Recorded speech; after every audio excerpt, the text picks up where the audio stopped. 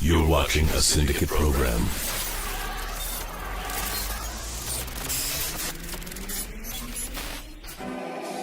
The Emperor has been expecting you.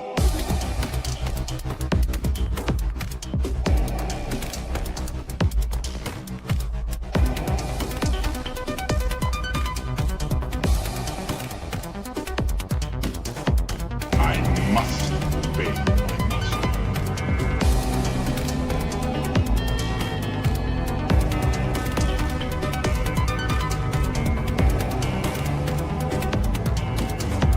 Indeed, you are powerful.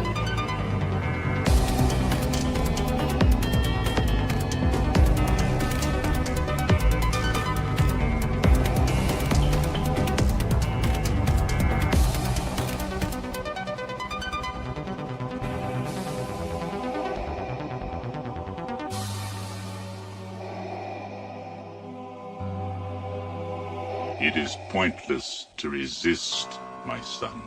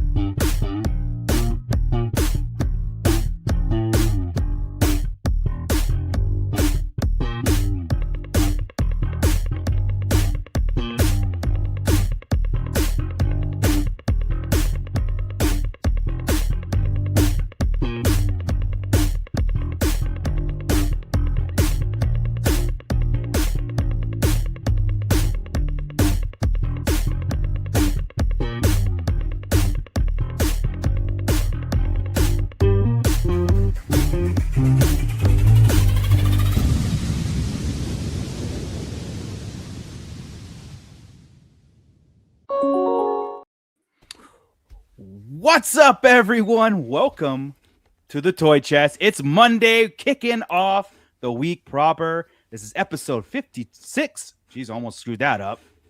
Being recorded on March 2nd, 2026. I'm your host, Darth Butcher. I've got Alexander Storm here. What's going on? What's up? We got Bliss Transmissions. Ooh, I got all this room on the bottom row You tonight. do. It's all by yourself today. Spread my legs out, kick it back. Yeah, dude. Armrests to myself. Let's go. Look, man. Hey, because you've got some actually some exciting things kicking off, so you're gonna need a little bit more room. This is true. This is true. Yeah, I get gassy when I'm nervous, so Hey, I want to keep me. And we know this. So Scott is taking the day off, but we are here. The pit is here, guys. I cannot be more happy that the pit's here. Absolutely. Honestly. But first we go to the Shadow Council. Hit that QR code, scan it, see what it's all about. We have some cool content coming. I see it every single week, but it's being worked on in the back end, and you will see the fruits of that very, very soon. And of course, on our Wednesday Starlight Digest, where we break down all the Star Wars news, rumors, and theories across the galaxy, you guys will get your proper shout out along with everybody and our members and our pit members in here. Look at this. He's been a member for 5 months, Bliss Transmission. She just wanted to show that off real fast. Whoa. Join that pit crew, guys. Come That's on. right. But we've got Commander Bly first, and he was actually first this time. Wasn't just saying it. I'm always glad to see Bly in there. We've got Ray Stanley checking in. Meeks, I love him. Everybody loves him. Yes, we've got Chet Maddox checking in. Yes, I'll get to your guys' questions and everything. Star Wars and Brews. Star Wars Brew. We've got Stu John Jedi. Yes, What's it's up? always fun when Stu John enters. Not so much Hell Runner, How I Runner, where's he at? but honestly, let me check on him. I love Hell Runner base. Where are you? Speak up. You're here. Let's go. We've got Rhino Hobbies checking in, and if I miss anybody, you guys let me know, please. Let's see. Douglas Gonk 1170. Hey all, what's up?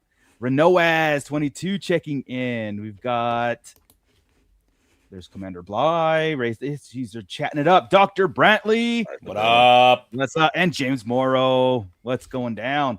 I'm going to give Rhino Hobbies another shout because he's awesome. We have to go see him very, very soon. Yes, actually. sir. That's Douglas Gunk. Let's see. Stu John. Oh, Dana's here. What's up? What up? Yes. We've also got, man, there's just so much. Just the conversation's going. I'm trying to keep up. Yeah, keep going. William You guys are just Rodriguez. pouring in tonight. Love that. Good to see you, William Rodriguez. Thank you. Yeah, it's always a great time to hear you guys talk Star Wars. Oh, thank you so much. It's what we live for, you know. We've got Michael CF3DP. What's up? Let's see. We keep on cruising. I think you guys messed me up on purpose. Order 66 collections. What up? I wonder why he's asking that. Clone Swooper! Give me them all! You cloners. RMD Collective. We've got It's Just Joe. That's it. Damn, Joey's checking in. Hell yeah. Star Wars of Brews. He's been a member for 5 months. Yes. Check that out. Great. We've got Joshua Payne. What's up? Order 66 Collective's also been a member for 5 months. Check that out. Yes.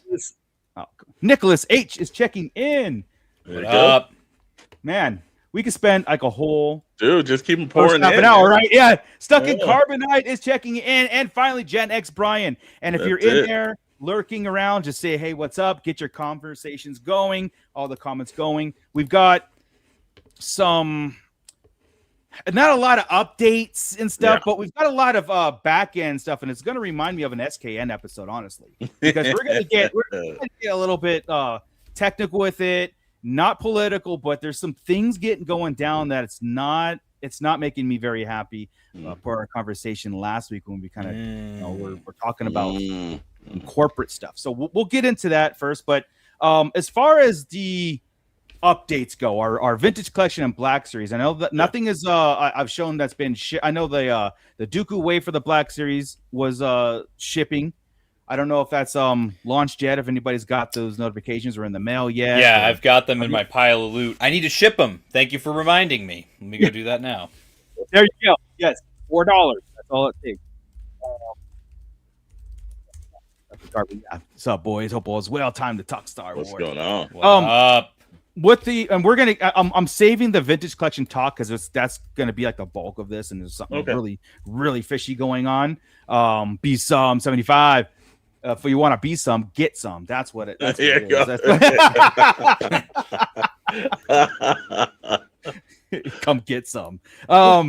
But in the stores, we've been seeing on our thumbnail. You saw. I don't know if you guys seen is the Babu Frick plush dolls. Yeah. The Mando. So it's so funny because a lot of people were hunting early this weekend because the Black Series, the white box, the first editions were hit. They hit a store and somebody made a post, right? It went viral or everywhere. So everybody started scouring all the local Walmarts or the Targets. And it was just that one store. It was just that one store. So, but I mean, here's the thing about that. And if you guys don't know what I'm talking about, is this first edition, the street dated March 22nd, the Mandalorian movie boxes of Black Series are supposed to hit on March 22nd.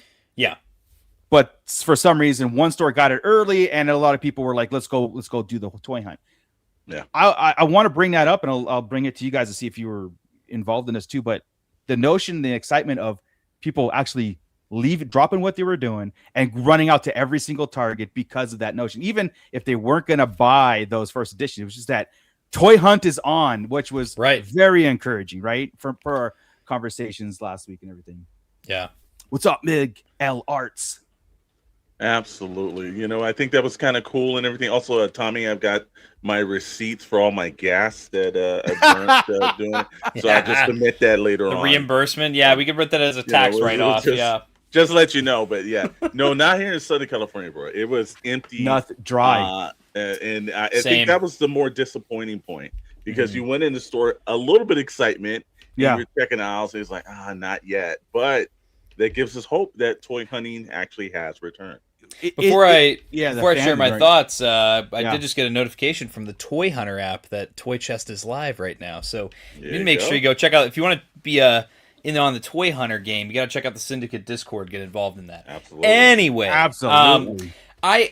it's always exciting. It's exciting when there's Star Wars toys showing up early, but I feel like this was a step above just the the next wave is showing up at Target or Walmart, because it's tied into this next big movie, and we haven't had a movie since 2019 that's got drumming up all the hype. And of course, The Mandalorian is generally much more positively received than the sequel trilogy was, especially by the time Rise of Skywalker came out. So there's a lot of anticipation and a lot of excitement, and us as collectors and as content creators as well. It's that bouncing back and forth, like, oh, is it in your region yet? Oh, is it in my region? And we're constantly looking all around. So it's I will say in that regard, it's been fun, but so far, Target and Walmart are showing me they're going to be letting me down come March 22nd. There is, and again, I'm reading some comments and stuff, and they definitely know what we're going to be talking about.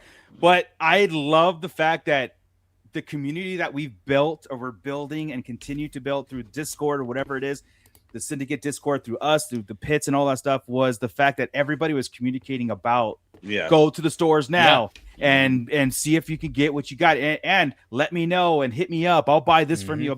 That was such a great feeling. That, again, back in the 90s, we didn't have that. We didn't have the social media stuff. It was just kind of like hit and miss all day, you know? And I felt excited even though I never left the house. So it's also fun because it's like this infectious fun behind everybody's conversating, and it's fun when you're not surrounded by people who hate the world and hate life and hate everything. So when you have like that excitement that's shared between people, it just kind of makes the whole process a lot more enjoyable. And that's where the Star Wars celebration comes in.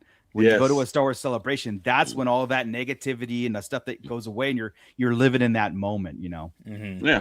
We got Tara Strong, Batman Arkham City 3 checking in. We also got Grogu 2002 checking in. What up?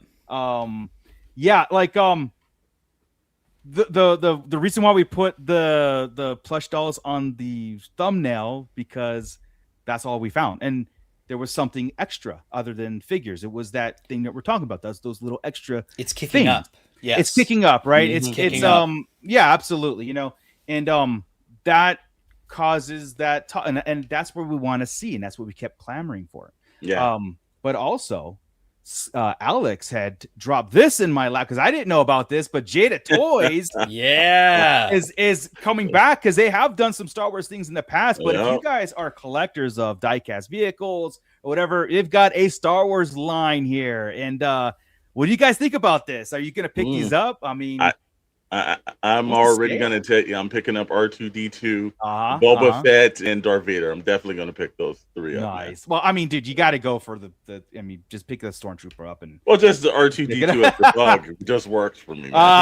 It so does, right? Yeah. Not exactly my cup of tea, but it's nice to see that they're finally doing other kinds of things, and Jada is the company to do that. Exactly. Also, Jada's been doing pretty good with, I've been picking up a little bit of their Fast and Furious. So I do collect that scale as well. Okay, cool. And it's kind of cool that they've kind of jumped into this, because they've done that with other fandoms. You know, they've done it with Batman, a couple other things. So I think that's, like, you know, there are certain people that are allowed to have, like, little, like, parts when they go to work. There's a little thing that sits on everybody's, like, you know, desk or on a shelf somewhere that just kind of points towards if they have a fandom or a niche. And it's kind of cool to have something like that. It's not so intrusive that a boss is like, okay, you can't have a bunch of like troopers and things, but it's one of those things where somebody comes in like, oh yeah, man, that's kind of cool. It works. It works out kind of well, man. 100%. Somebody was checking in here. Let me just get that real fast. He doesn't even know who's checking. I lost Sean it. Woods. Sean Woods. Thank you, Sean Woods. What scale? That comes with a little figure. Is that 3 3/4 scale? I'm assuming. No. No. It's not that big. I think it's. I'm trying to think. What's 164 maybe? Oh wow. 1 inch or 2 inch, I'd imagine. It's not that large, but it's not that small either. Though it's in between. So it's almost like micro galaxy scale. A little bit. I think they're a little bit bigger than that. They're Hot Wheels, but they're gotcha. But I will say that Jada does a great job.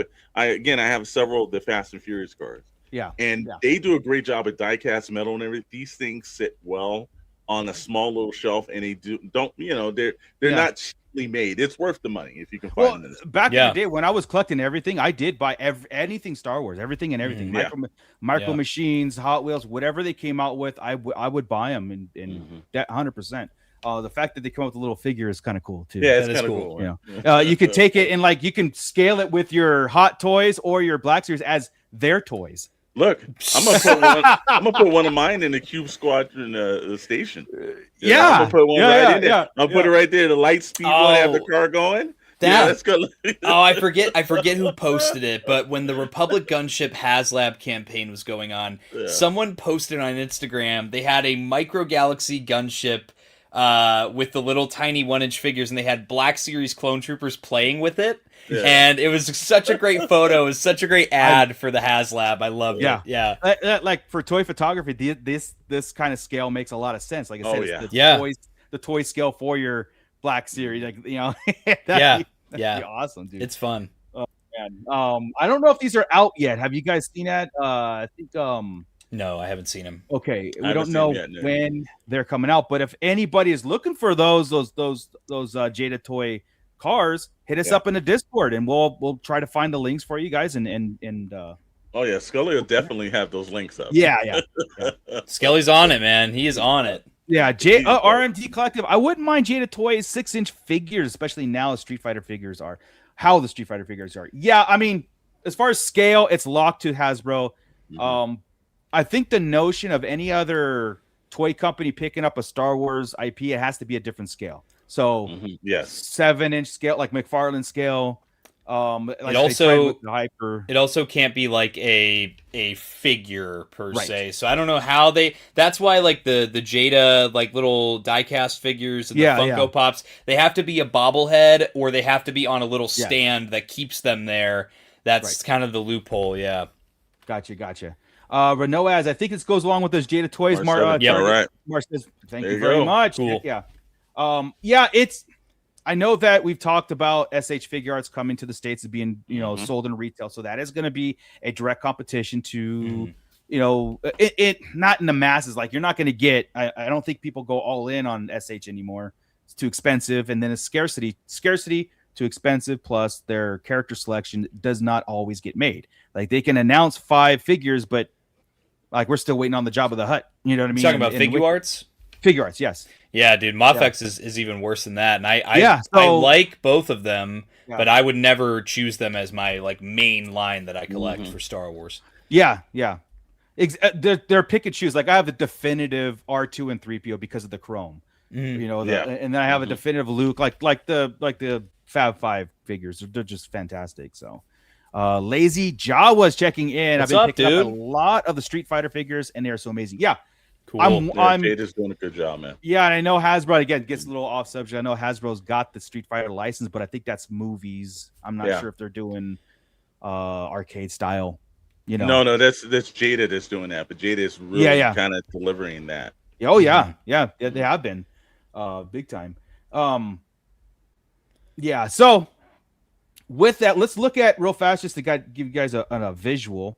Okay. When it comes to the vintage collection, there's your visual. I don't know if things are in hand or they're being retracted. I shall step in. Well, we're probably going to get dumped on here when it comes to TVC. So I would have those wallets ready. If you have pretty much everything on screen, could possibly, well, not the Cantina 4-pack or the Obi-Wan 2-pack. Keep in mind, though, the Obi-Wan and 212th Airborne 2-pack, I'm going to reiterate, does go up for pre-order at Walshart's Collector Con on March 13th. If you want the link for that, make sure you're in the Blitz Transmissions and the Syndicate. Walshart and Tarshit, man. This ain't, this is how we roll. We're going to be talking a lot about Tarshit in a little bit here. But that 2-pack is going to go up at Walmart, and here in the U.S. it's an exclusive there.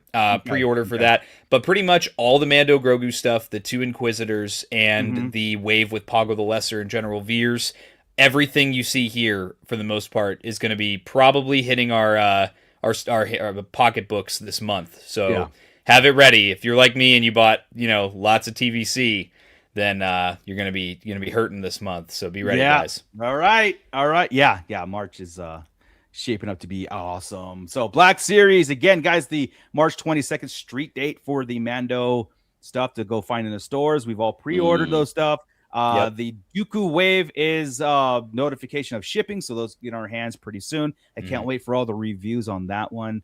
Other than that, I like this a lot better than we were like a year and a half ago, where we filled this up with almost like 20 spots, and we weren't getting, it was just pre-order over pre-order over pre-order. You know what I mean? It was too many. So now it looks like at least that top row now is shipping, and now we're catching up on these waves. We're only maybe 3 months out now for those, which they're getting a lot better at spacing out, staggering releases now, which that was a big complaint that the community has had for the last couple of years now, especially with Star Wars, has been, Hasbro Star Wars. We get dumped on.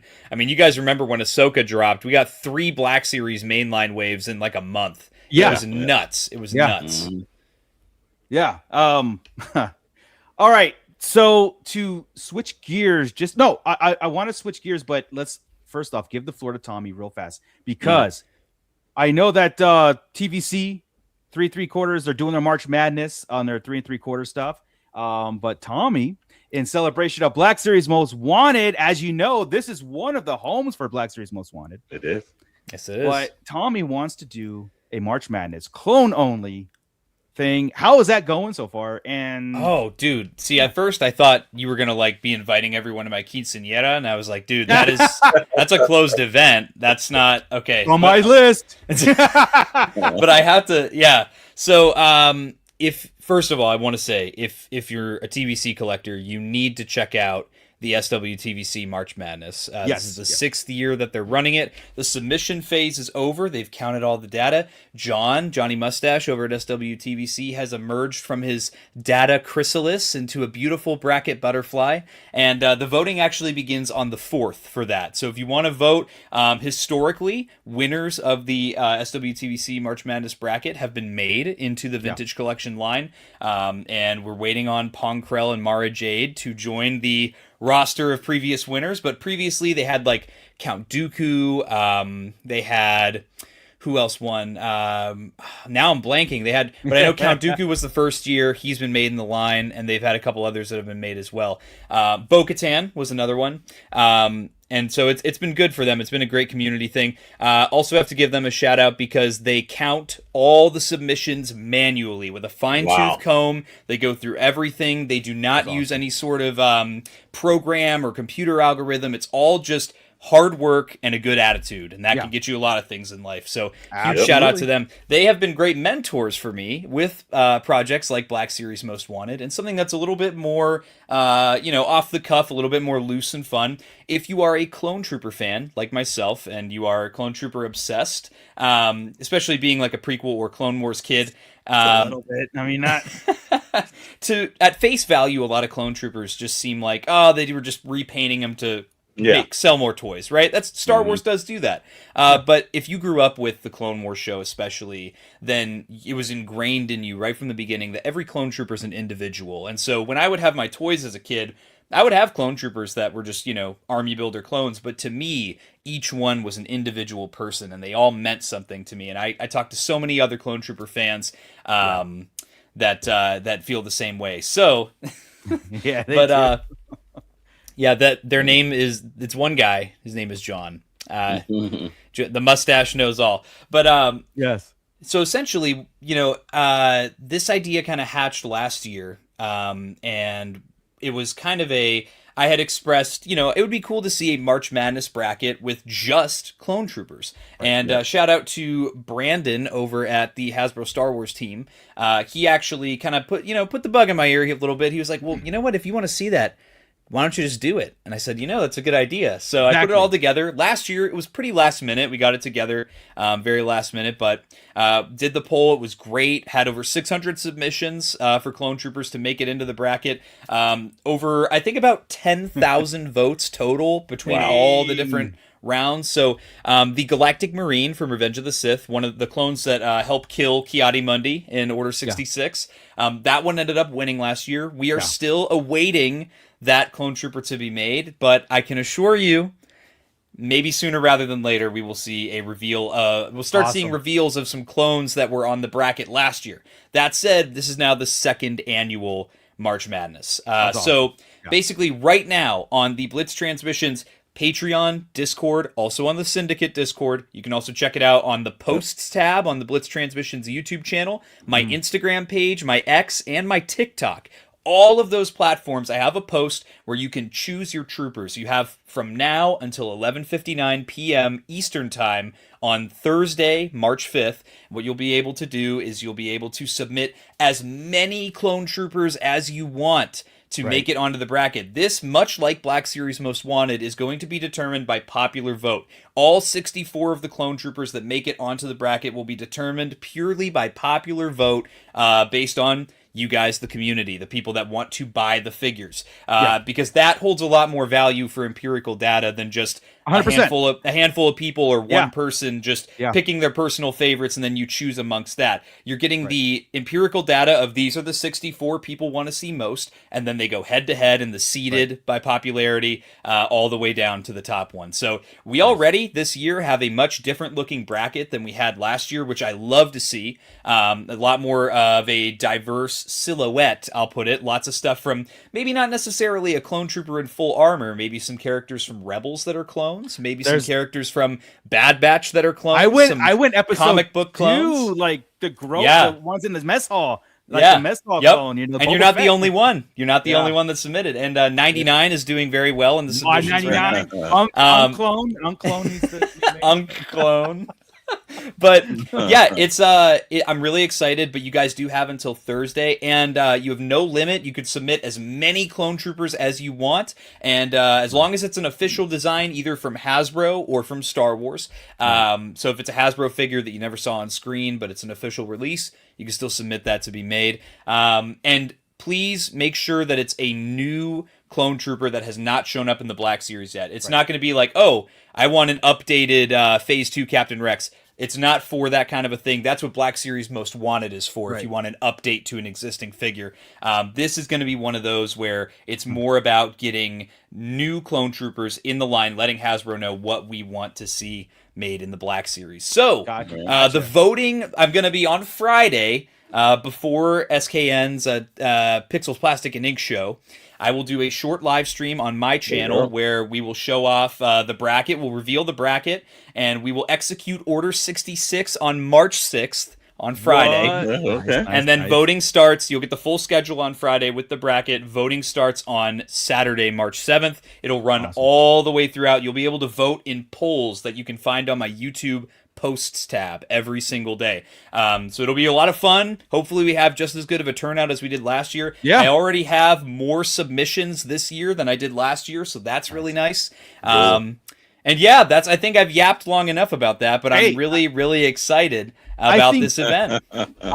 First off, Skywalker Hendricks checking in. The GOAT! Hey! Yes. And we also got Commander Bloy. $1.99. We need 99. There it is. I voted for 99 almost every time I get a chance to. Just make it happen, man. That'd be awesome. So I'm going to be pushing hard. Be campaigning for a Clone 99 hard. I think it's a anytime fandom community can do anything like this that's outside of just waiting for announcements and whatnot, making our own kind of excitement and hype for it.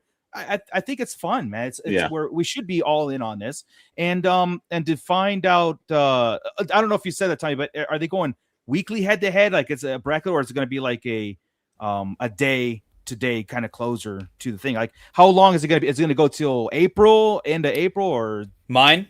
Like, the whole. I think I cut out there for a second. My bad. Oh, sorry. No, you're good. It's going to go. So the winner will get announced on March 31st. So from March 7th to March 31st, there's either something happening every day. Either the next round gets revealed, or there's going to be polls for you to vote on. So it's going to be a blitz, pun intended, of a March bracket.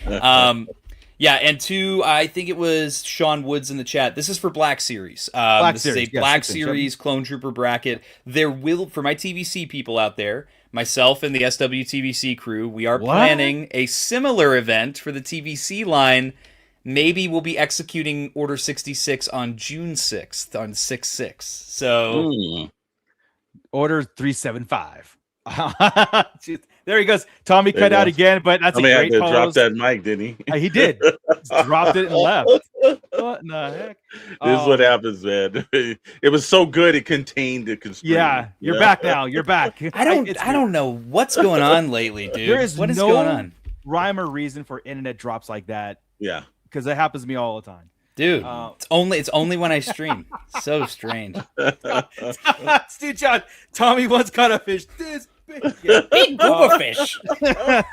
No, but like again, to reiterate, guys, that's what I love about doing all this stuff and having all the community involved, and especially the syndicate and stuff, is that there's never a dull moment. There's always something to look forward to. And again, I'm putting that into the whole Black Series Most Wanted as the mid or the preseason to Black Series Most Wanted when it heats up later in the year as things go on and stuff like that. Because I'm already compiling a list every time Hasbro drops a live stream. I'm like, okay, that was announced, and we got to get through these IPs first. But there's some things I need to get in because I can't wait to turn my helmet this way for Lobot to continue the streak. Oh my god, dude. I will always, maybe, can we put Lobot on for December again? Just to keep doing it. If he wins 5 we years have in a row, to. I mean, we have to. Yeah, if he hasn't been made, we have to. Yeah. Unfortunately. Yeah. But yeah, I'm super excited for the event. And it's all about the community. Absolutely. That's what events like this are for. It's for the community. Yeah. Tom Harris checking in. So I want to start a downward spiral talk now. So all right. We've hyped it up. We've had way too much fun. Now it's time to bring it down. But first, Joy. What's it? Joyous Romer. Thank you, Joyce Romer. Will there a $5 super chat? Thank you so much. Will there be any special character represented? Sequel characters. Sequel. Sorry, sequel. Well, is there any clones in the sequel besides the Emperor? The only clone that shows up in the sequel era would be, there's a whole comic run about Clone Trooper Kix from the Clone Wars. Gets frozen like Captain America, and he comes back and joins Sidon Ithano, the Crimson Corsair, and his pirate crew in the sequels. So I will say this then.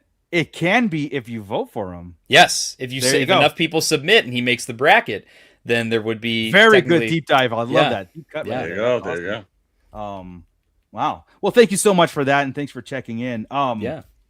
Yeah. So 2 things, guys. Once, I don't know if you've seen the news lately. Again, this is not a political show. We're not going to get into that. That's a whole subject for another time.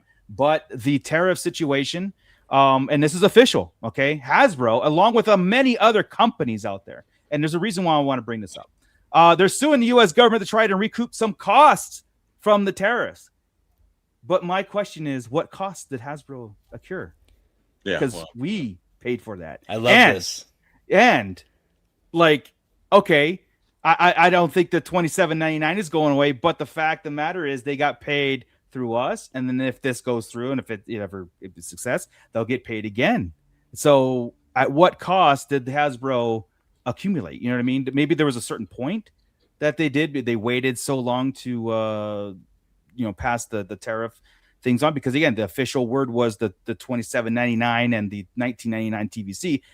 Those $3 markups were strictly for tariff stuff. Yep. And now that this whole political movement is going through, I'm not talking about the ones that they replaced it with, because again, it's replaced with whatever.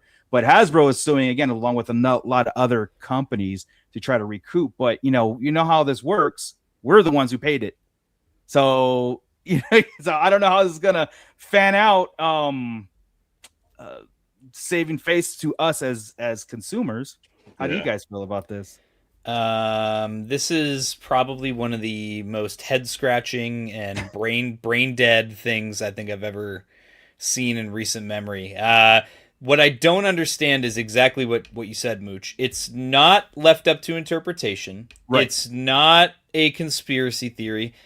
there is documentation that states that they raised the prices because of the tariffs. So why are they suing? Yeah.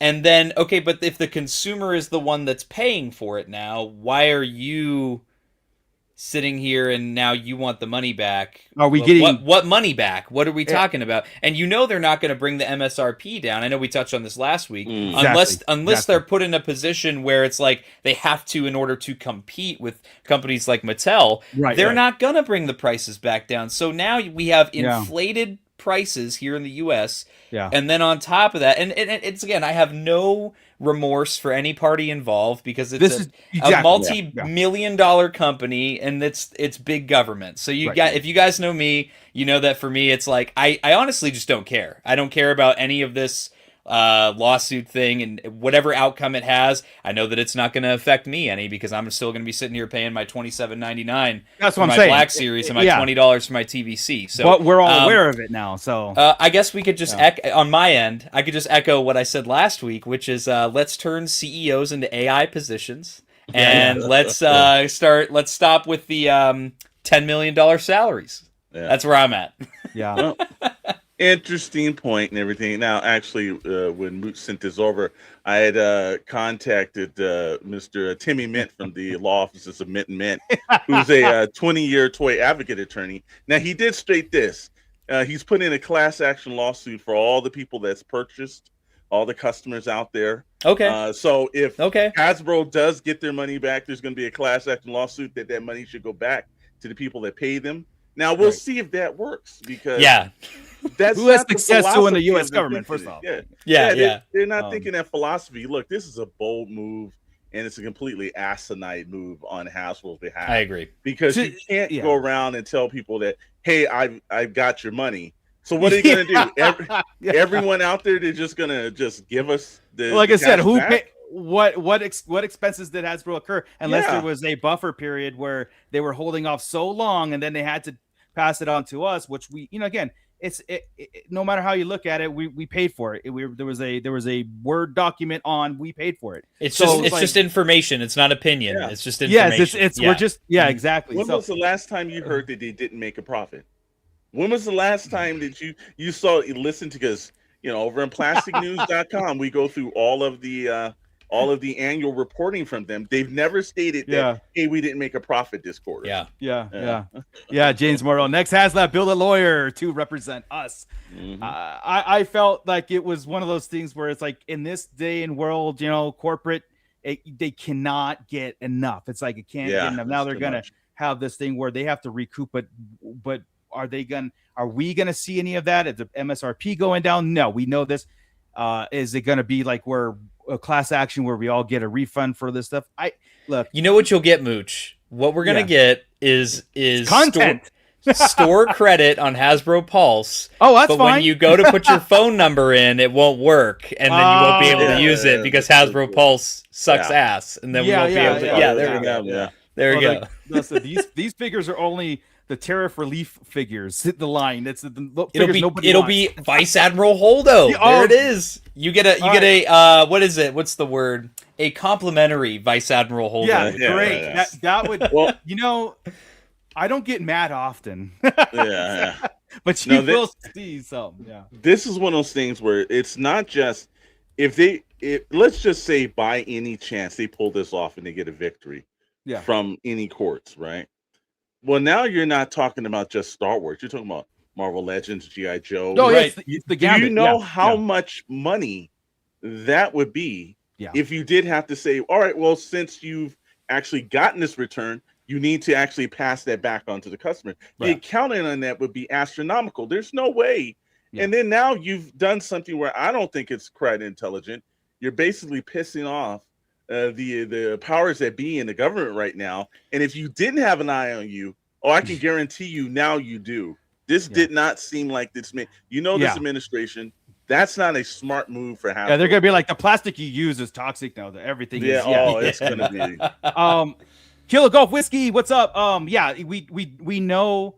I don't know the numbers, but it was a 25-30% increase. And I think that the letter from Hasbro was the cost is the increase from $24.99 to $27 was 100% tariff. Now, again, we don't know if that's 100%, 90%. I don't know what the actual numbers. But Mooch, I'll tell you this much is that it was, how much you got to think. How much did it cost to put that memo together? How much did it cost manpower to change the number on the website? That probably the emotional damage of making that. I look. I said, it's just the notion of. I think that the point of the story was the notion that Hasbro wants refunded. Mm-hmm. Yeah, exactly. But we are still SOL. We don't. Nobody cares. There's no greater slap in the consumer's face than Hasbro saying we need to be compensated. Excuse me. That's not.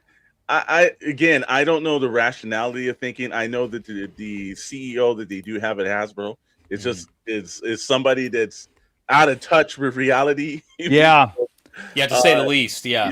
I think they're looking for their move into Boston, if that could actually knock out some of that. They've done some head scratchers the last year, and this is a big one, man. Yeah, I do want to say this too. It's like, this is our point of view from this side of the aisle. From this side of the business world or the collecting world, this is the discussion that's happening on the ground level. We don't know what's happening in the closed doors or the suits or whatever it is. It's all, what they have, their numbers are cranked. They're a business, of course, they're going to look at their special interests. We're looking at it as a different point of view. So not all the time are we going to agree with the companies we're supporting, right? And a lot of people say, "Well, just cut it off." I'm like, well, then might as well just sit in a corner and do nothing in life at all. Because and we've talked about this here. I know on SKN they go into much more depth with it. Yeah, that Hasbro's a publicly traded company, so we know where the real interests lie. Mm-hmm. All of that to say, Sean in the chat, greed. There is motivation. Greed is their motivation. They're beautiful, but obviously, I would have to reiterate. Of course, the three of us are just sharing our opinions on this matter. I especially, I am no expert when it comes to this realm of the world. Sure. So I'm sharing just my perspective as the consumer.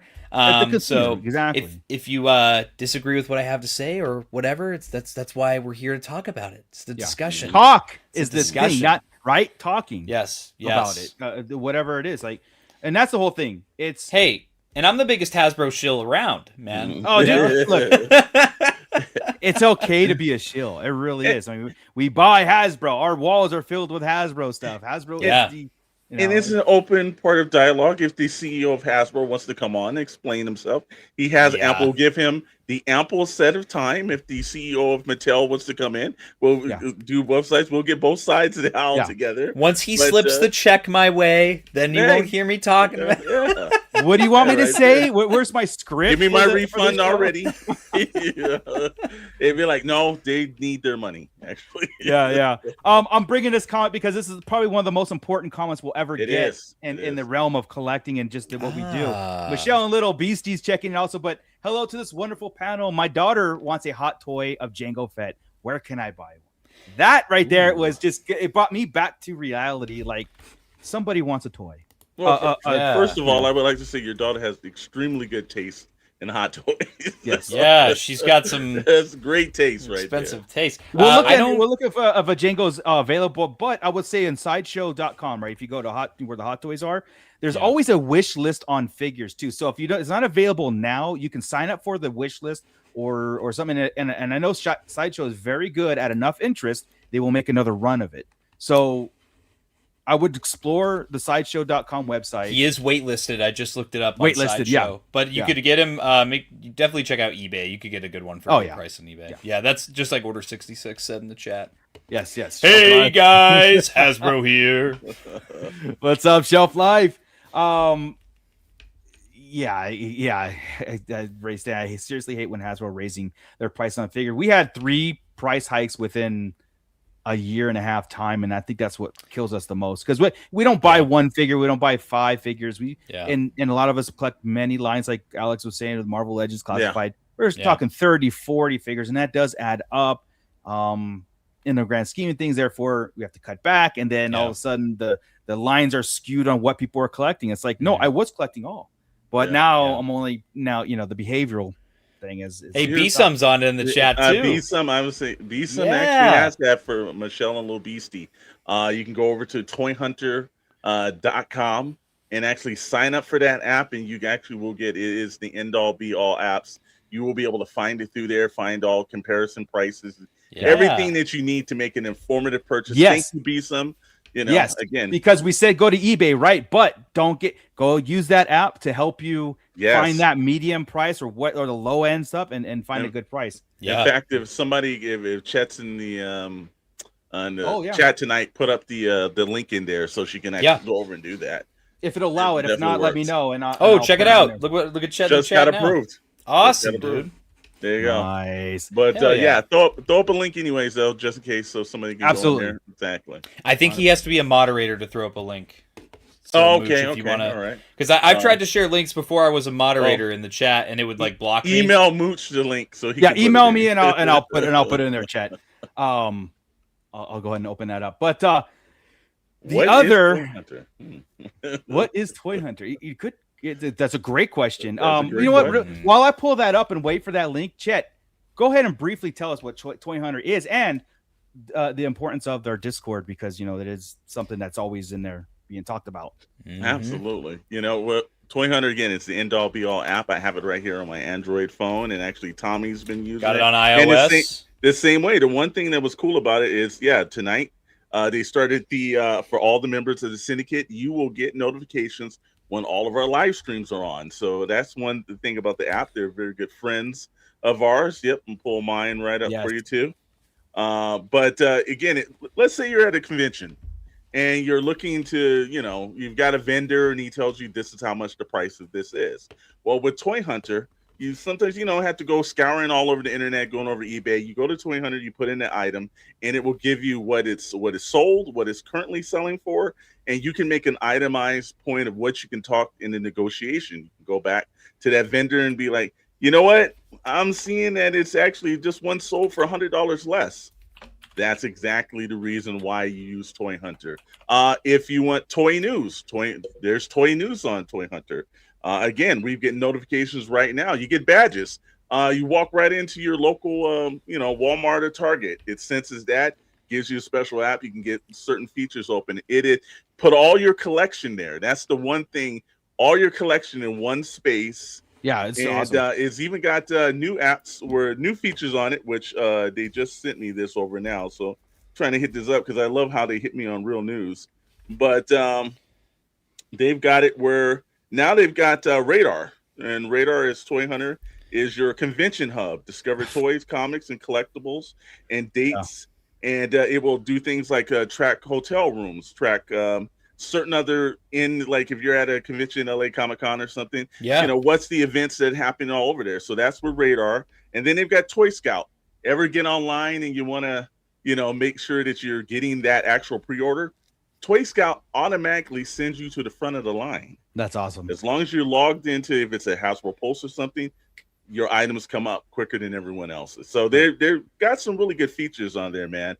Yeah. And it's one of those things where I didn't know I needed it until they actually came up and they gave it to us. And once now it's invaluable, man. So that's the best thing about Toy Hunter. No, it's going to be the daily go-to grind for news and like I said, pre-orders. Yeah. But I cannot wait to use it at a convention, honestly. Go out and see the interaction to it, the trading that's involved into it. So I think it's a very cool ground floor thing right now that can always grow and improve, right? So most definitely.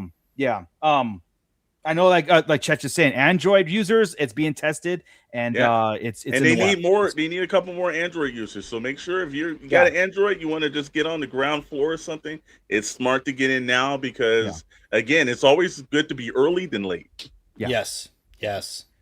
Well, very good. Thank you for that. And it's not the last time we'll ever mention Toy Hunter. It's going to be a staple. Definitely. It is the actual official app of Toy Atlanta 2026. Nice, dude. Awesome. We'll say that. So awesome. that just came through last week for us. We should hear more at Toy Atlanta, right? Mm-hmm. Yes. Going to see a lot of stuff at Toy Atlanta from what I hear. There's going to be some stuff. Yeah. There's going to be some stuff.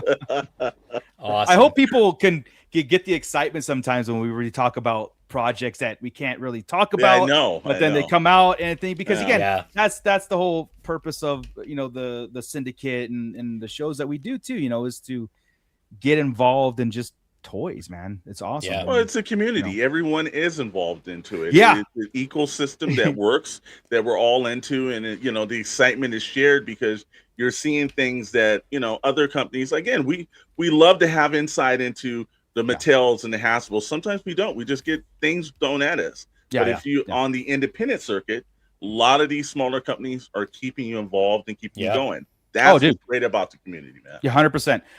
Let's talk about what not so great about the community is. Like I said, we're going back to the corporate thing again. I told you I had two major things that is really a downer. One was, like I said, the terror situation, but the other one is this March 22nd pushed for the Mando Grogu. I should probably go. Because I'm gonna end up like Skelly on this show. Yeah, and you're gonna hear some not nice things that I have to say. I think it's all warranted. Honestly, I'm gonna try to get people in the know, and then I'll pull up something real fast on it because again, this isn't speculation. This is real. It's not. Nothing's official announcement, but everybody's going. Kind of like what the hell's going on. But anyway. Here's the setup. I'll try and keep my trap shut till you're done, Mooch. I'll do my best. Here's the setup, guys. March 22nd, again, we were talking about the street date for the Mando Grogu first edition boxes. Yep. Just the toys hitting the aisle, the major push for the merchandise for that. Now, March 22nd is gearing up towards that, back into the retail stores and having some waves of Star Wars figures. So what Target now, specifically, has taken some waves that have existed since January, and I'm talking about the TVC Padme wave, that with the what's her name, Shakti wave. I think that's the wave. They pulled that from their shelves, street dated it to the 22nd.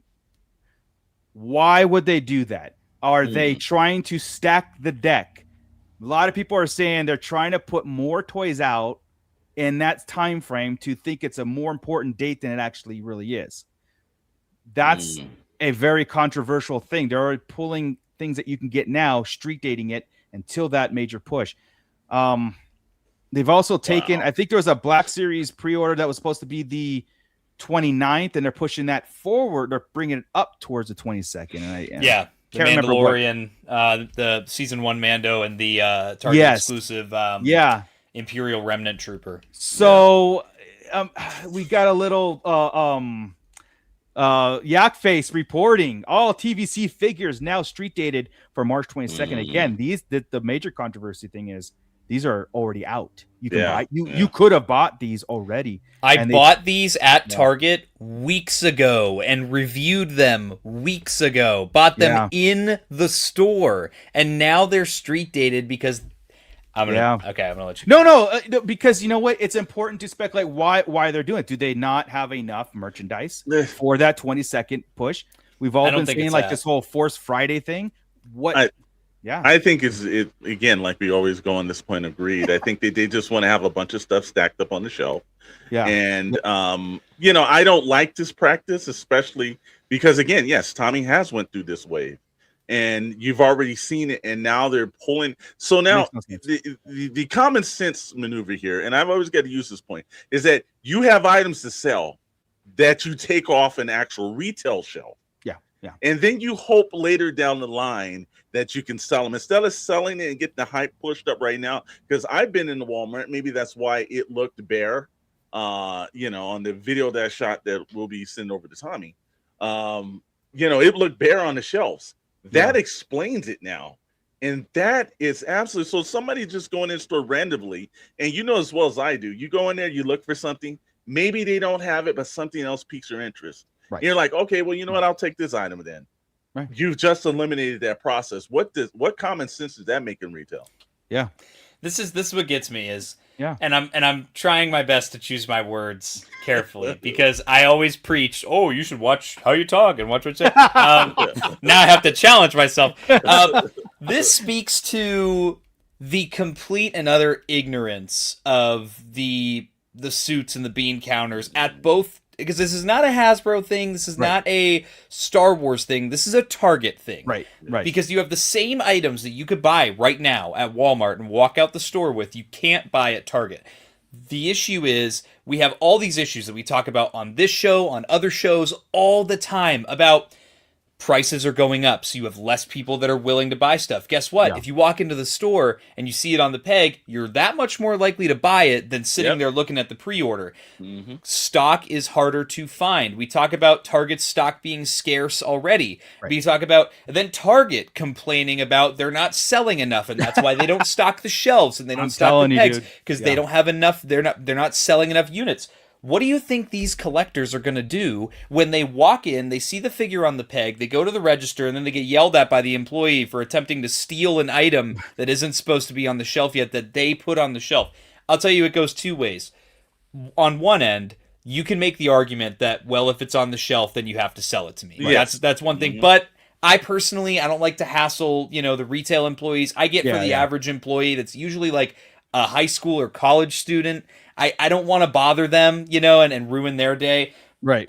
So I'll just, cut my losses. But guess what that collector's going to do? Now they're going to go buy that figure out of spite if they see it at Walmart or somewhere else, and they're going to give someone else their money. This is why all of us collectors, we love our big bad toy store. We love all of our smaller independent companies because they don't do stupid things like this all the time. And you have this, I know what it is everything is street there's the Mando and Grogu stuff that's street dated for the 22nd. Yeah. Target sees Star Wars street dated for the 22nd, so they're going to make sure everything is street dated for the 22nd. And that is the problem, is they can't discern item to item. We just got done talking about on this show last week and the week before about them needing a specialist, them needing someone who knows what they're talking about. This is why we miss Toys R Us, because they knew what the hell they were talking about, and they knew the new wave versus 2 waves ago versus the exclusive, and that is what's so aggravating to me. What's going to happen on March 22nd, and when they only stock this wave, and they don't stock any Mando Grogu stuff, because they just have this wave sitting around, and that's what's going to drive me nuts. I'm going to drive to my Target on March 22nd, and it's going to be this TVC wave, and I'm going to go, hey, is there anything else here? Well, on the system, it says we have it all on the shelves. Well, no, you don't. And then we go in this redundant ride on the carousel, and I'm like, it just drives me nuts that this constantly happens over and over again. Yeah. If I seen on Bliss Transmissions that he's went through and all this wave is out there, and 2 things it's going to do. One, it's going to make me mad because I'm going to believe that they sent it only to an influencer. Oh, that's true too. This is not on the shelf. That's a good point. Yet, then when I do go over and I see it at Walmart, it's going to make me think that there's something dubiously being done over at Target, and it's going to make me not want to actually shop at Target. This was complete ignorance, and I don't understand in any way, shape, or form why they would do this. And I think it's killing, because if I go to Target and I only see a wave back, in the newest wave out there, you can go and see that at any convention and everything.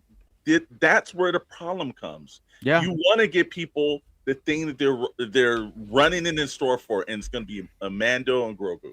They're going to run in and try to get that wave, and you're not going to have them available, because you and I both know Target's going to do the same thing they always do. And they're going to push out the stuff that they couldn't push out. And the stuff that they really want, by the time they do put on shelves, it's going to be way too late.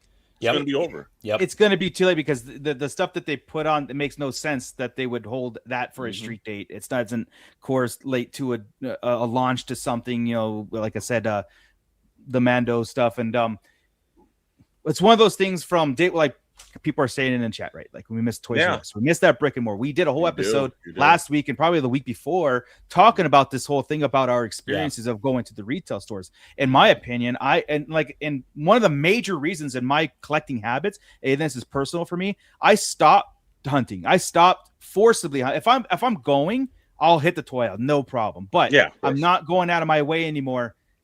And it's not because I don't want the hunt anymore. It's the stuff like this. It's like, well, why even try to attempt this with people like me that barely goes outside, and then to find something ripped it out of my hands and I can't buy it? I'm done. I will find alternate motives of buying these toys. and online pre-orders are the only way to go, in my opinion, anymore. But that's hurting retail. That's sad, though. It is sad, but it's bad. Yeah. What in the fall of Toys R Us, Target was supposed to pick up the pieces. We said this, and it was on paper. It was a statement. Target's going to have a collector's aisle. I think they just didn't believe it until the report came out and says adults collect more than kids now. Toys are bigger than kids anymore. And I still don't think they believe it. And so when they make these decisions like just, Star Wars needs to be pulled. So Target is, because Walmart's not doing this, it's Target. They're pulling all Star Wars figures and street dating it where they're not paying attention, and it's going to hurt that. And then when Target goes out, what are we supposed to do? But it's not just Target though, too. It's Hasbro. And here's the best example I can give you. When Black Panther hit the market, and like what happened was they built a phenomenon. People would leave the theater and they would take their kids and they would go right over to their local toy stores, which was Walmart or Target, and they were purchasing the figures. Yeah. That is the importance of having an actual figure on the stands when you have a movie that's a fanfare. This one is where there's Spider-Man Brand New Day, Avengers are hitting the theaters this year, and it's Mondo and Grogu. Those are probably the three most important to have stuff on the shelf, whether it's backpacks for school, whether it's lunch, but whatever it is, you need to have that product on the shelf. When they leave that theater and they get in that theater and they see this wave that's a wave too late, that's gonna kill the toy sales in general. Yeah, we talked about a representative. Yeah, and that's a lot of work. I get it, but you hire people who have regional stuff. And I'll tell you something. A representative Hasbro going into these flags, Walmarts and Targets, the ones that are selling the toys now, the ones that have got the ability to sell the toys, they have to stock them, and it has to be almost like how consignment is on grocery stores, right? Grocery stores, the representative comes in, they stock the end caps, and then basically the grocery store gets a piece instead of Target outright buying it. And again, I don't know if Hasbro is even interested in this, but the thing is, if you had a representative that comes out and throws toy merchandise on an aisle, on a section, that can live on there for a lot longer than they live on there now.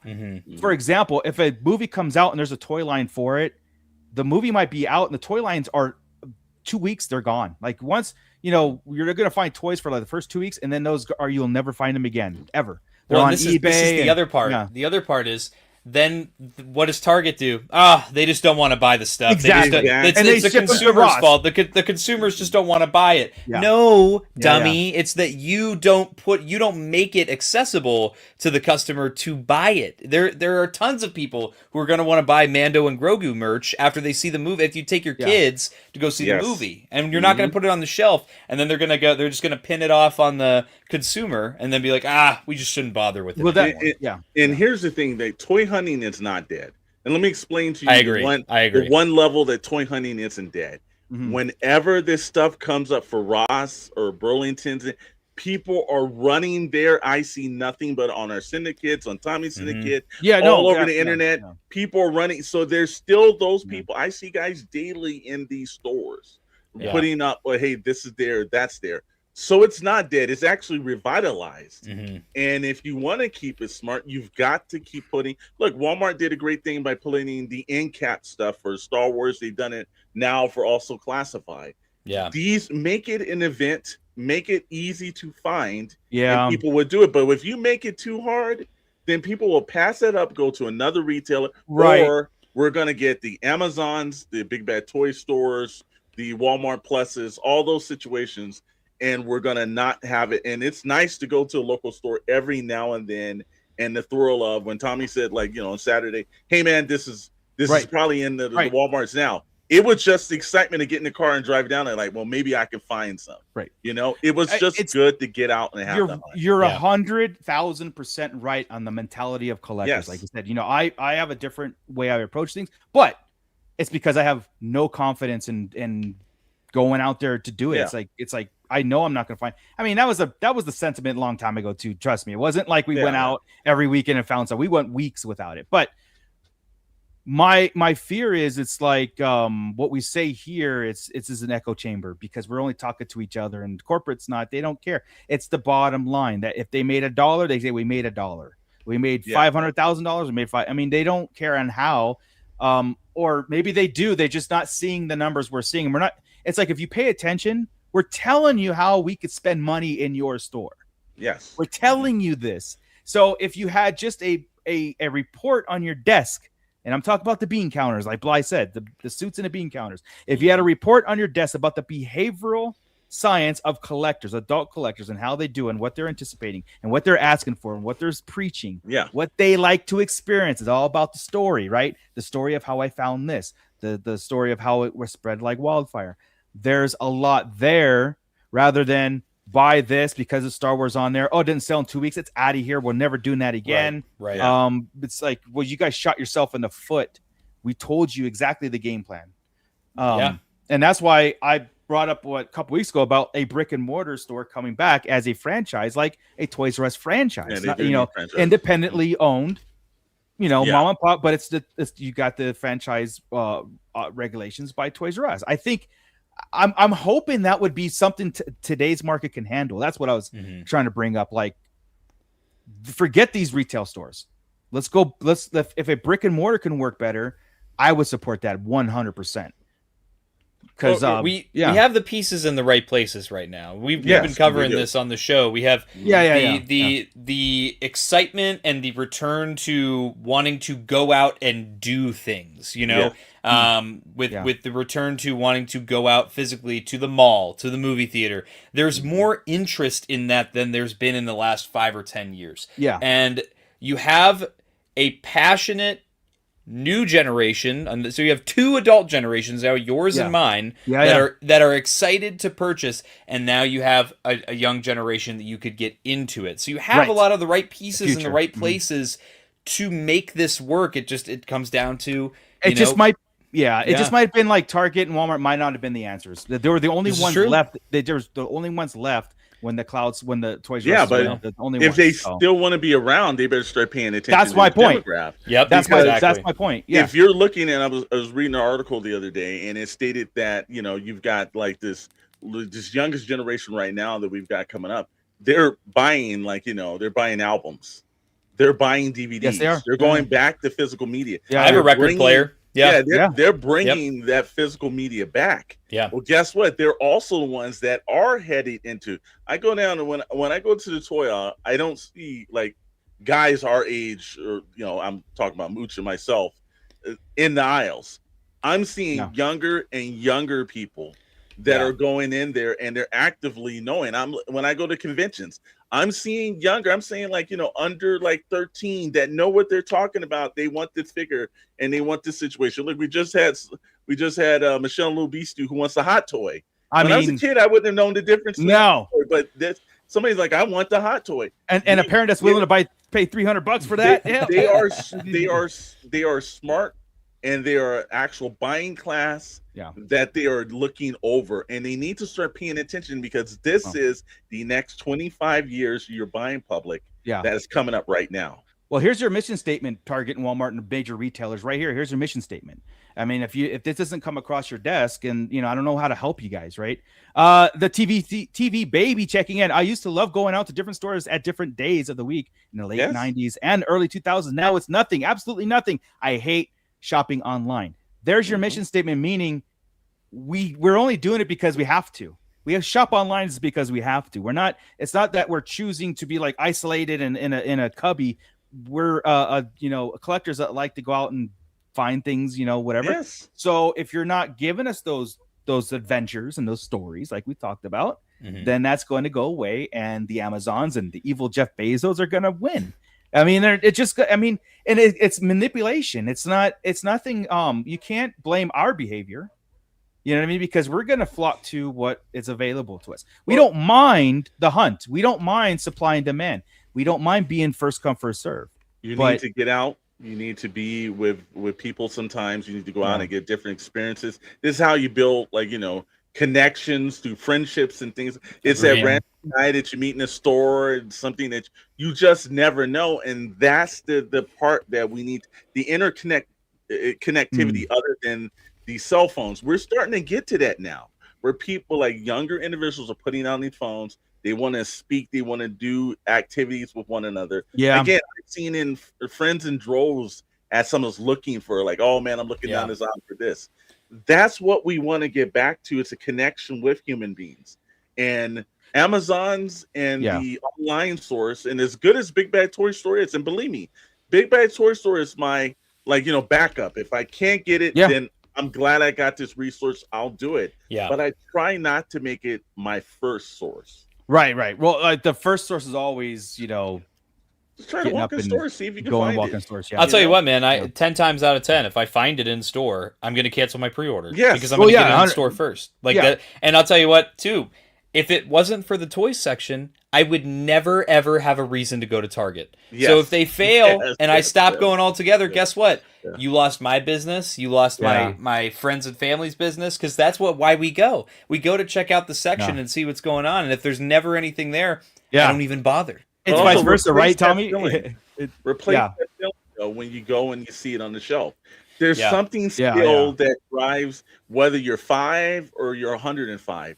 That feeling of picking up that character and actually having it in your car. Most of us are snapping photos, putting up on Discord or something else. Hey, this is what I found here. It's a joyous feeling. You don't get the same when that box comes and it's just like, in a cardboard brown box and you're opening it. It's cool, but nothing's like picking that off the shelf. No, it's just what we are meant to do. Yeah, right? It's like I said, it's vice versa. It's we don't go to Target and then happen to buy toys. We go to buy toys and then happen to buy a pair of pants and exactly. Slushies and stuff. You know what I mean? So it's like sometimes I'll go in there knowing I need stuff for the house. And if I don't find something, I just walk out. I'm like, I don't need that important. Toothpaste ain't that important. No, I'm kidding. But like, you know what I mean? It's our behavior. Target's gonna be fine as far as whatever, but it's that aisle. It's that one aisle that we all, or two aisles actually, that we all love to go down, and just that what if you're there, and personally, like I said, I don't, and I'm with Sci-Fi Dude.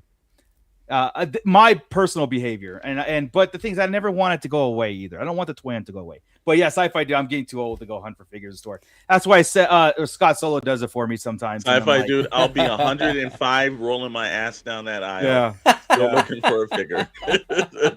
It's just cool to get out and have an activity, especially because our jobs are, other than Tommy's, are in front of a computer all day. It's nice to get out and just walk down the aisles and see something. And I tell you, you get those different experiences there. Yeah, I'll tell you what though. I'm gonna tell you, I'll be honest though. What I don't miss is the FOMO. It's the stress of getting there and fighting people. I had to do it so many times, and that last time with the when I was with Scott and we did the white boxes back then. So we almost got into a fight, on for his toys, and I'm like, you know what?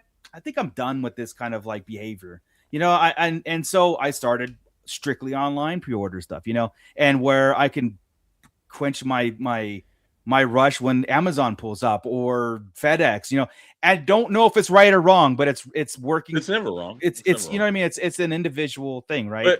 But here's the thing. I think the etiquette needs to be brought back though, Mooch. And this is one thing I agree, we're talking about. And I was talking to Chet about this the other day, is that there needs to be an etiquette of how like grown men act in toy stores or toy aisles. There needs to be the etiquette. I think we lost that after we almost got a fight with a grown woman, by the way. Okay. But I've seen whether it's the Pokemon cards or whatever, I've just seen behavior that is just like beyond what it should be for grown individuals. I can understand children.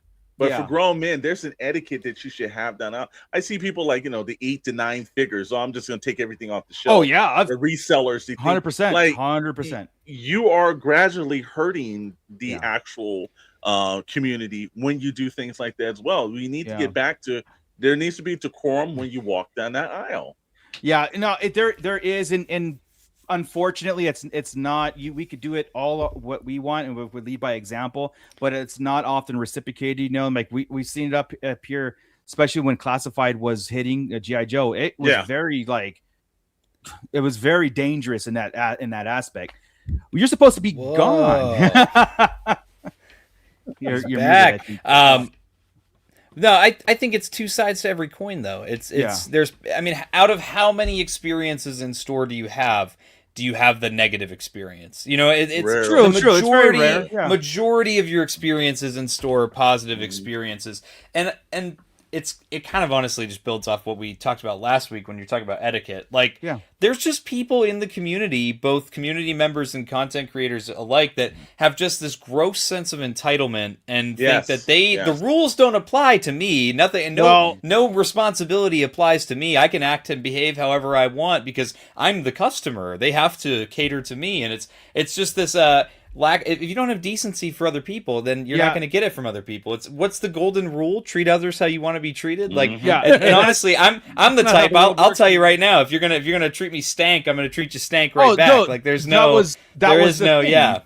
the issue. Like when Scott and I were, like I said, going into the thing, we were fine. Is somebody popped off, and that made us pop off. And like I'm sitting there going, I'm gonna get into a fight with these grown ass people, and I didn't get nothing. Scott got all the figures, by the way. I didn't get it. I didn't get one figure, and I was. It was a Walmart, and they had the white boxes. Rise of Skywalker. They had one case. I bought each figure. Then they come up, and they were pissed that I got the white calling box. us scalpers, and I said I have nothing. But anyway, that's again. It just.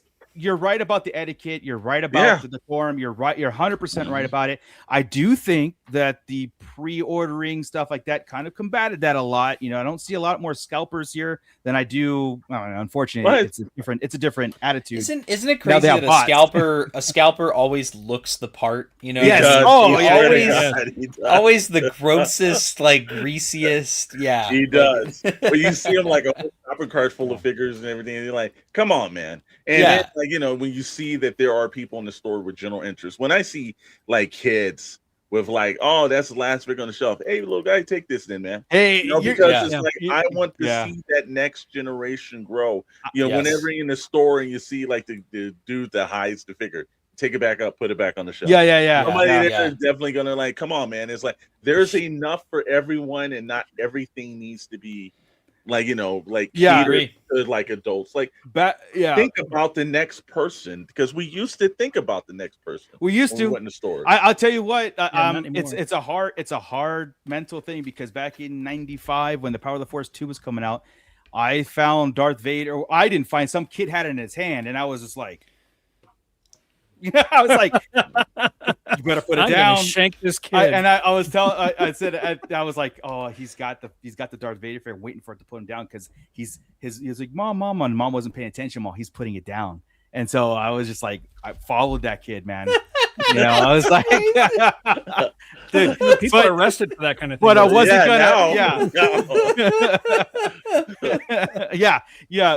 put it down. I was, hell yeah, and I didn't care one bit that kid didn't have the Darth Vader figure. Yeah, see, no, I think it's the collection boost where, like, I like to see the next generation. I do too, man. No, their excitement, and again, I'm finding they're way more knowledgeable on things now, and that actually makes you like, you know, it brings you joy when you see that, because you know it's gonna live beyond you, man. It does. I can look back now and say it bring me joy, but that moment, I was well, it brought you joy in both ways. I was like, you better drop. You don't even know what Star Wars is, little kid. Mooch was about to sweep the leg, you know. Suddenly, Hellrunner bass pipes up and says, "That was me." That's right. Henceforth, you should be known as. That's some Lord Moocher way, not Darth. That's Lord Moocher right there. Yeah. Wow. Yeah. Oh man. Yeah. I mean, there are so many stories that you know, we could throw out there, and especially, like I said, we talk about it because we're passionate about it, right? We have so many of those walking into a Toys R Us, and the employees putting out the figures, and you've happened to be there at that right time, at that right moment, didn't even know that the wave was coming out other than the magazines, and you happen to just hit it, right? And that dopamine rush, then that makes you go to every other Toys R Us. It does. Even though it's like, maybe there's a figure that wasn't announced that I missed, right? That was the thing. And we're always trying to chase it. You know, I know my behaviors has changed. My behavior has changed a lot in the collecting space. But I still, given the opportunity, I would jump at it. You know, I'd be like, yeah, let's go. But I don't want to. I want the retailers to have that same kind of energy too. You know what I mean? Meaning like the midnight releases where there was a whole section with Darth Maul's head 20 feet tall in the, you know what I mean? That's gives me more confidence that like I would love to do that a lot more. But we've been so many times in the last couple of times when we even had a midnight release where they had this Toys R Us on us, they had 4 figures and that's 4 total. And there was 100 people in line, and they knew there was 100 people in line. They came out, still opened the door, and we all ran to it. And 4 figures that's all they had, dude. And that was like, this is how they treat us now. This is the way, I guess, in their eyes. And it really puts a damper on things, man. I really kind of killed it. It really killed it for me that moment. That was around Last Jedi. That was Last Jedi. Yeah, because I was at Target, and then Ernie runs into Target and says, "There's no figures in Toys R Us." He did. Oh man. Did. But you know, also at Target, if Hasbro and some of these other companies started reaching out to some of these like mom and pop stores and really started to embrace that a little bit more, because that's where I think that kind of joy can happen. But it's so hard for them to order. Like, I know Entertainment Earth supplies a lot of the smaller shops out here, and it's so hard for them to get the new releases. But I think if they started a pilot program or something, Hasbro saying, hey, let's get it back to the community, the mom and pop stores and everything, I think you can bring that. That is such a good point. It is.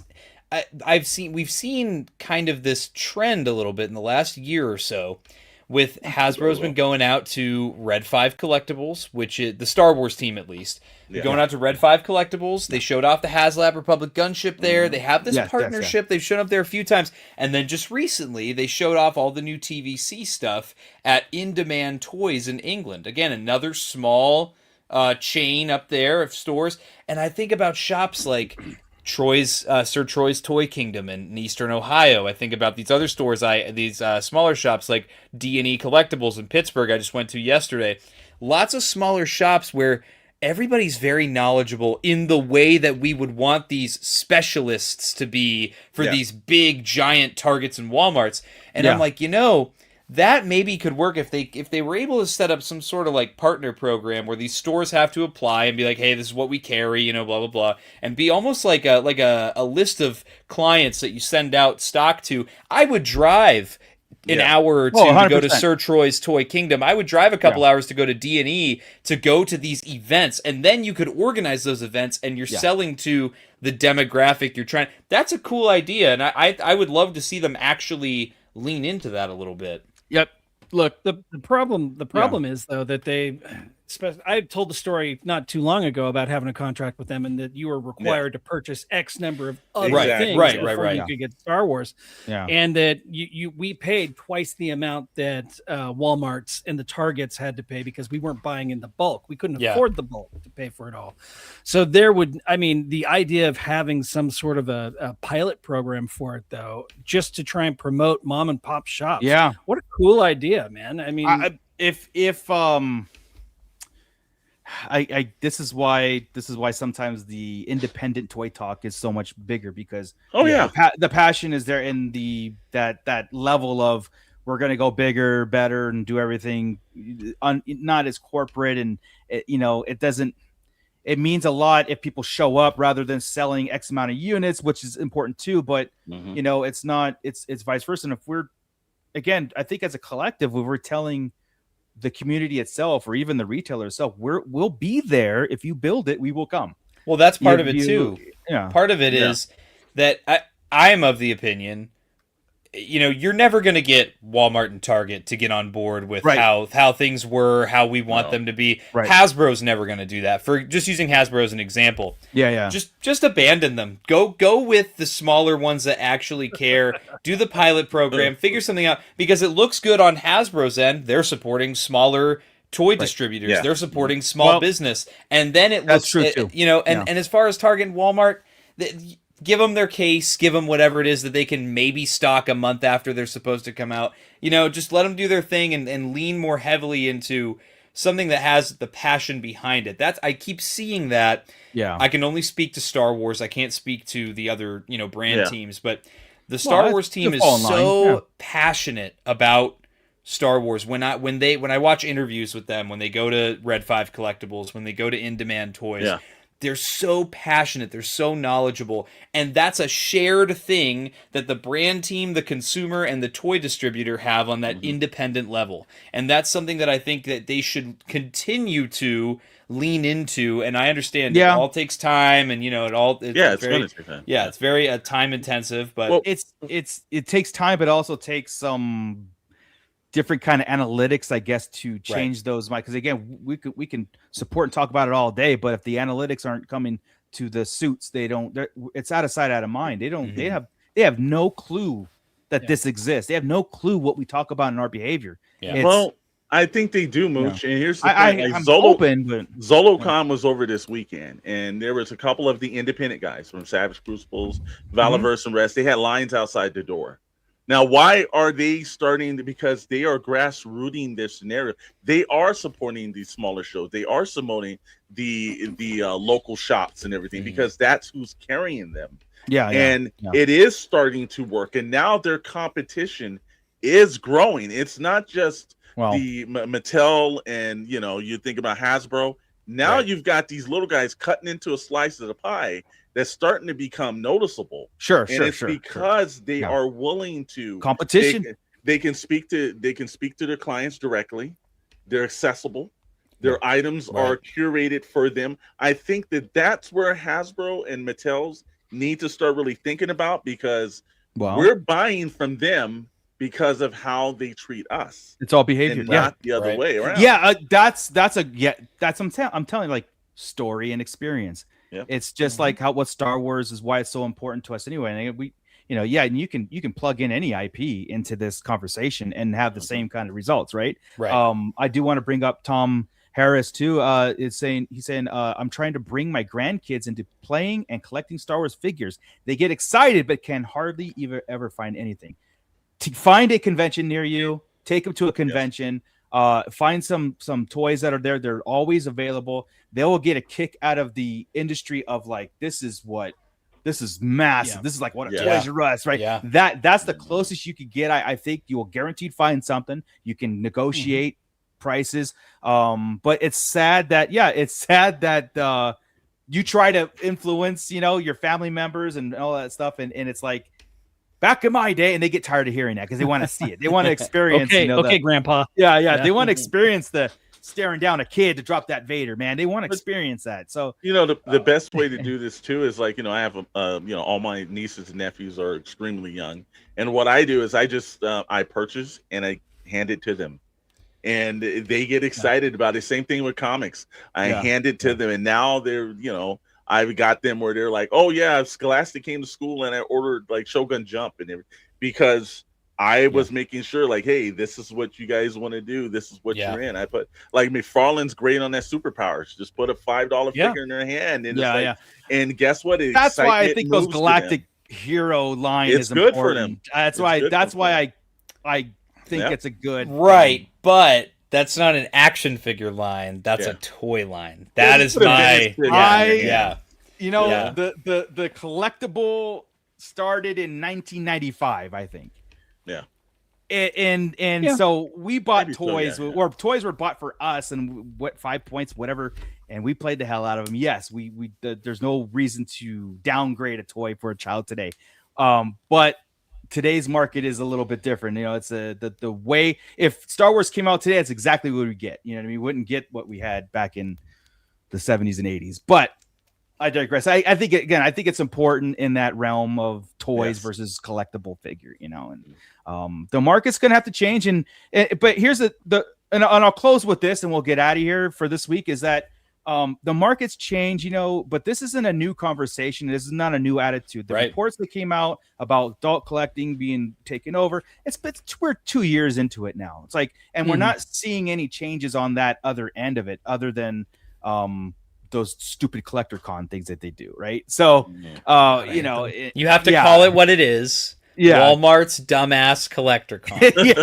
We cannot lose what it truly is. And that's that's their answer to it. They're and these exclusives and all that stuff. It's just It's not sustainable. It's not going to be sustainable because we are going to find different methods of getting our living in our hobby and stuff, and like whether it's conventions, mom and pop stores, online retailers like Big Bad and stuff. So, we're going to start supporting our own kind of people who are genuinely in it.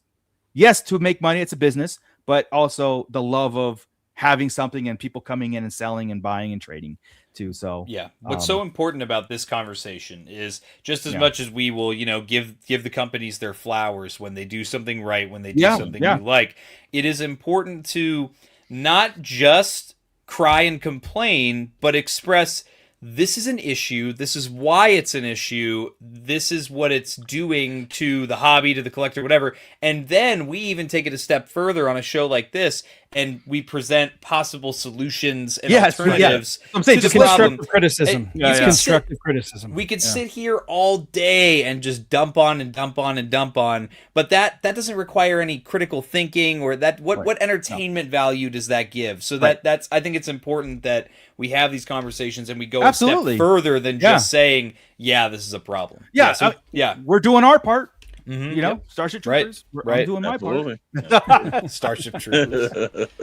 Oh well, that's a movie about. Okay, we'll tell you about it later. Great movie. I've seen it. Yes, I love it. All right, guys. Well, you know what? When we're not lacking any kind of announcements and stuff because we're in the middle of those. We just had announcements. We're anticipating the launches of it, but then there's some shenanigans going on around behind us, as like the rug's being pulled from under us sometimes. We don't like that. So we're gonna talk about it and we're gonna bring it up. And politics aside, we're in it. We're having fun in this realm anyway, and we want to talk about articulation and character choices, but it just seems like this is always going to be a problem somehow, some way, but it can be an improvement. You know what I mean? It doesn't have to be perfect, but it could be an improvement, because even back in the day, it wasn't perfect, but it was really fun. And in the 2000s, Hasbro's always had a problem with distribution, especially whenever it comes to G.I. Joe. Well, Star Wars fluctuates, you know what I mean? And if the IP's doing good, the toys are going to do good, and I'll leave it like this too, is Wednesday. Our Wednesday show, Sarlacc show, is going to be a very interesting one because it's there might be some fireworks. Oh no, there might be some fireworks. So grab your popcorn, anticipate it. Pop it early. Everybody in the chat, you guys were absolutely amazing. If I missed you checking in, I saw you. If I didn't mention you, I definitely saw you. So. Thank you so much, but I will kick it over to Tommy this time. Whoa!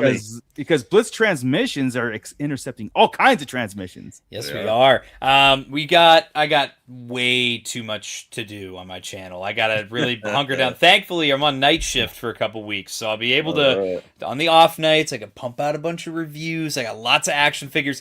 Tomorrow's video is going to be a very brief bounty hunting with Blitz vlog, where I go to D&E Collectibles in Pittsburgh, Pennsylvania. You can check out my short form version of that. That's out right now. And when I was there, spoilers, I found one of my grails that I've been looking for 4 years. So I got these two guys for my army builders, for my Republic gunships, but I have been wanting this for 4 years now, and I finally got my hands on. Nice, dude. Commander Appo and the Bark Speeder. I'm so excited. I got it for a screaming deal. Wow. I just saw a $400 tag on there. That was a $515 tag. And the guy was like, the guy that works there, shout out to Death Fett on Instagram. He goes, I was like, so because I met them at Toy Show. And I said, I'm here for the speeder. And he goes, 400, and I looked out of my eyes. My fiance Jen was with me. She said that she watched my eyeballs pop out of my head, and I was like, because the thing's going for like $600 on eBay right now. So I was like, oh dude. So I took it. Those guys are awesome. If you're in the Pittsburgh, Pennsylvania area, please go check out D&E Collectibles. They have everything, not just Star Wars, vintage G.I. Joe, vintage Kenner, Marvel, everything you can put, TMNT, anything you could think of. So that vlog's going to come out. Blitz Transmissions March Madness Order 66 edition. Please submit your clone troopers on the dedicated post on all of my social media. You could submit as many clone troopers as you want. You have until Thursday at 11:59 p.m. Eastern Time. And then on Friday, before Pixels, Plastic, and Ink, you'll have a short live stream on the Blitz Transmissions channel where I will reveal the bracket, the schedule, and we'll execute Order 66 on March 6th. And then on the 7th, we'll start voting.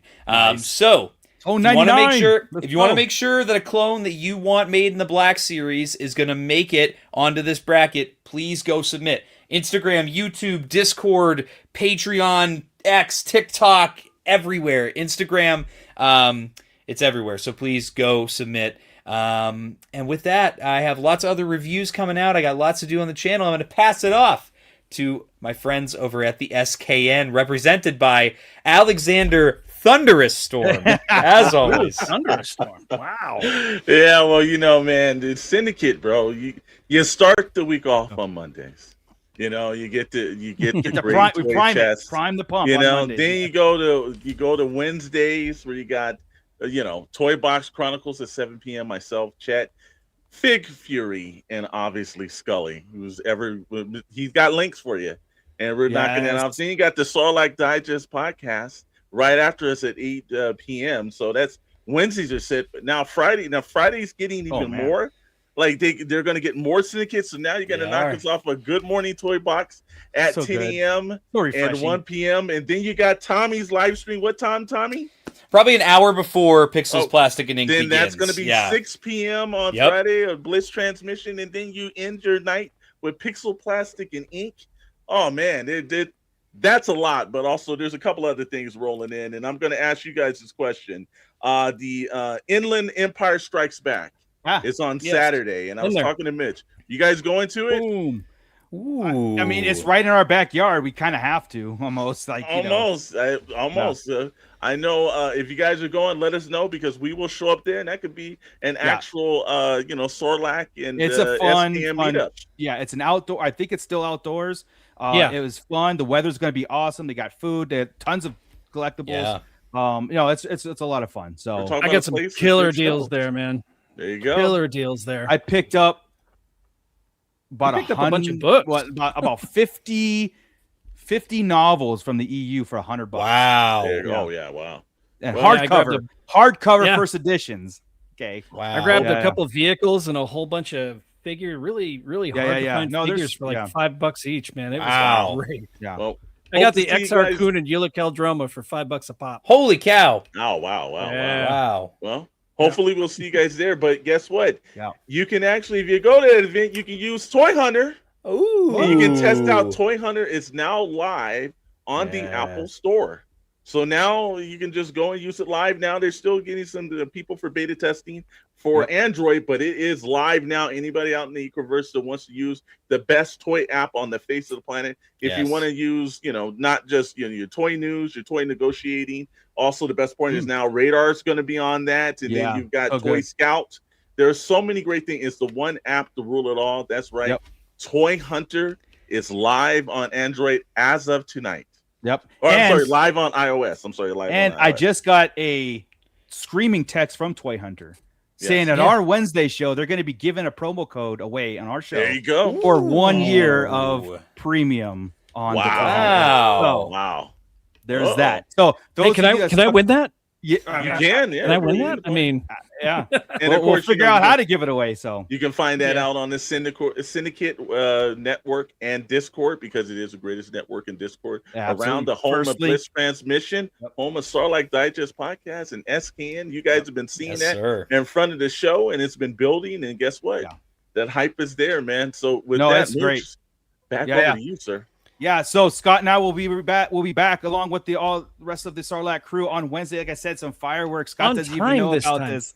Yeah, on time this time. On time. Yeah, it's gonna be a good conversation, but it might not be. Am I gonna bring my boxing gloves again? No. It's not gonna be between us. It's gonna be. Oh, okay.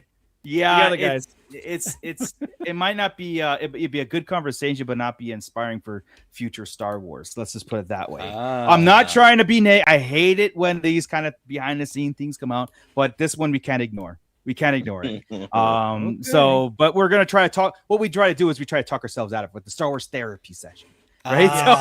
Star Wars therapy. Yeah. So very nice. But anyway, guys, thank you so much. Again, links in the description below. The very first one is that Syndicate one where we'll all be hanging out and talking, and the conversation never stops. Hell yeah. So again, Pitt, you guys on fire like always. I appreciate every single one of you guys. The conversations have been electric. And I hope to see you guys on all the channels. And Chet Maddox, Chet Kang coming in with a $2 super chat. Promo code for iOS giveaway on both shows. Wednesday shows. Wow. Wednesday. See, I withheld information so Chet can come back. Look at that. It's another $2. That's awesome, Chet. Yeah. Let me know if that second one was a mistake, dude. Or you can take $4 from him. We got it. No takesies, backsies, okay? No take backs. No take backs. All right, guys. Well, thank you so much. I know we went extended, but you know what? The Monday shows are becoming one of those things that we go until the conversation is done, right? So, yeah. So with that, thank you so much. Scott, you're here to just take us out. That's right. Keep it nerdy, everybody. All right. Well, there, guys. This is Grand Admiral Thrawn. You are listening to the Sarlacc Digest. What a fascinating play on words.